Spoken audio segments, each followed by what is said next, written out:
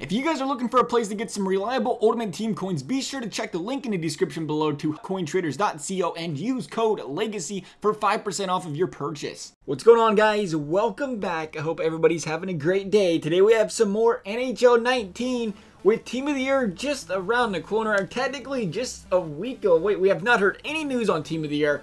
But historically, next week is the week we start seeing those Team of the Years roll out. Maybe this year we see less Team of the Years roll out, but then again, today is exactly a week before. It could be a perfect day. We see some Team of the Year news released later today.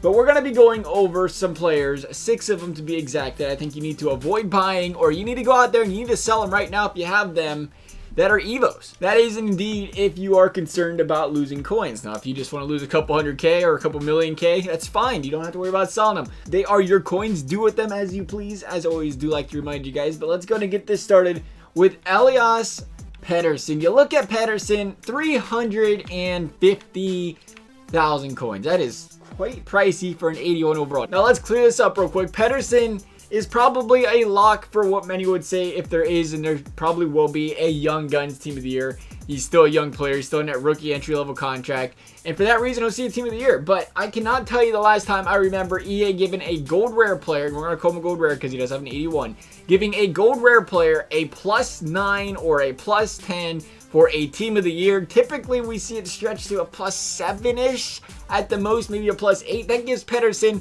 an 88 or an 89 overall, and we're talking about this upgrade literally being possibly 1 or 2 weeks away. Would you really pay 87 or 350K for an 87, an 88, an 89 overall? Because I do not see Pettersson going any higher than a 90 overall, and 350K is steep, especially for a guy that's not making playoffs. Could easily see that price cut in half come Team of the Year time. That is another thing I do like to remind you guys of too, is when Team of the Year time comes around and the hype is officially here, that is when you start to see people officially start panic selling, fire selling everything they have because they want to get coins for the pack. So the quicker you can get ahead of the 8 ball here and avoid that, the better, because the second that panic selling starts, these guys will drop in a hurry, and you don't want to be on the wrong end of that. But number 2 on our list is Phil Kessel, 275K. Now, I'll be honest, I did not quite see that one that cheap earlier up when I was looking at the 340Ks, the 370Ks, and at that price, that is ridiculously priced for Phil Kessel. Even a 275K Kessel has me iffy. I can understand why people still want to buy him. I'm not going to tell you to completely avoid him like the rest of these guys on the list, because there is one for 275K. I would avoid paying anything over 300K, no doubt about that. If I could sell him for 300K, you ship him out the door. But here's the thing with Phil Kessel, and the reason I still don't even like him at 275K. He has 66 points this year, 66 games, point per game. That's fantastic. What a great season. And then the 2019 NHL season happened, where half the league has a point per game this year. Not literally half the league, but when the top 10 point scorers in the league right now have 80 plus points, which is kind of ridiculous, but it's happening. Phil Kessel's chances of a Team of the Year really aren't there. I mean, he's an older player. He's not going to get no defensive Team of the Year. He's not getting Young Guns. I don't imagine a team community. I think he does have a Team of the Week. I don't like his chances. A 91 overall could be Phil Kessel's cap. Pending, again, we talk Stanley Cup and stuff, but we're talking about, when we're looking at a lot of these Evos, you want to think right now. What is their overall right now, and what is their potential of being a Team of the Year? Because that's really what's going to matter at the end of the day. Because once Team of the Year comes out, everybody's price is going to drop, to be quite frank. There really isn't any saviors besides maybe the Legends. We'll see what happens to the Legends, because the Legends have been staying pretty stable all year. But that's, again, because they've been the best players all year. When we start seeing 40 players with a better overall than Legends, we'll see how they stand up from there. Moving on over, though, to our Evo 1s, we have Shane Gostisbehere. I'm a little surprised he's still rocking 240K. He's been there all year. He might have dropped below 200K a little bit, but he's right back. Why? Because he's a 90 overall. And again, when we bring up 90 overall, did we not just look at playoff predictor players? I will bring them up for you real quick in case you're not familiar with what a 90 overall is going for across the board in a lot of other fashions of cards. 279, 245, 145 for Konechny, 165 for Dadonov. You get the point. Gostisbehere has 28 points this year, and he's a -18. Does that sound like a Team of the Year? Not a chance.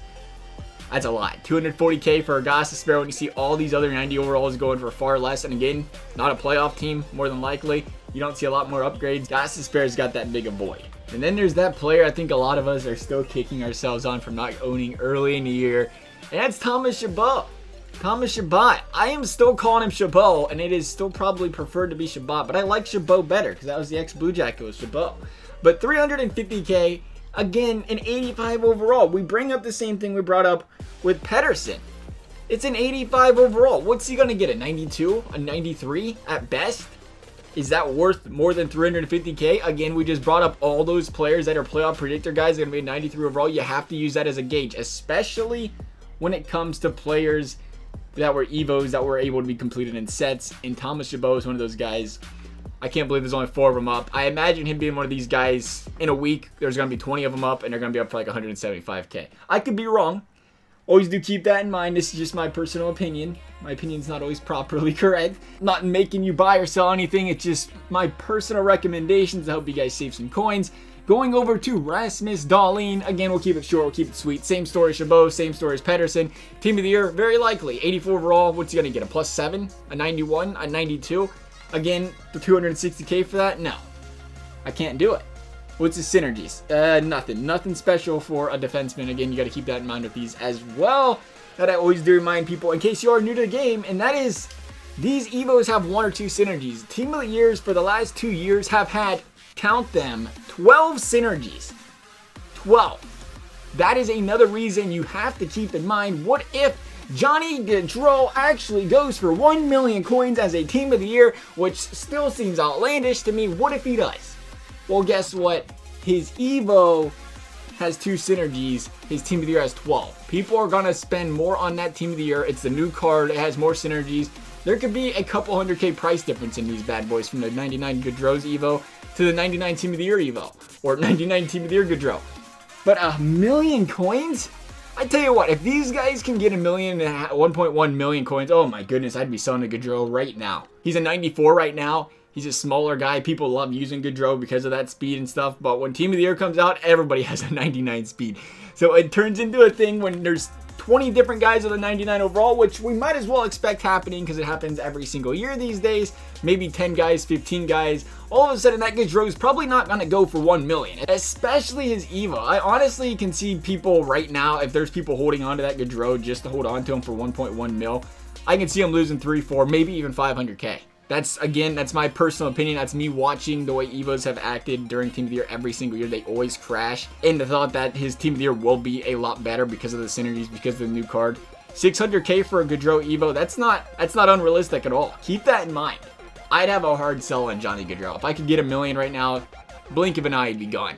Those are 6 guys, though, that I think are some avoids, some sells when it comes to the Evos and when it comes to Team of the Years coming around the corner. If you guys have questions on some other players, feel free to comment them down below. I'll do my best to give you my thoughts on them if you would like them. Otherwise, thank you guys for watching, and we'll see you next time.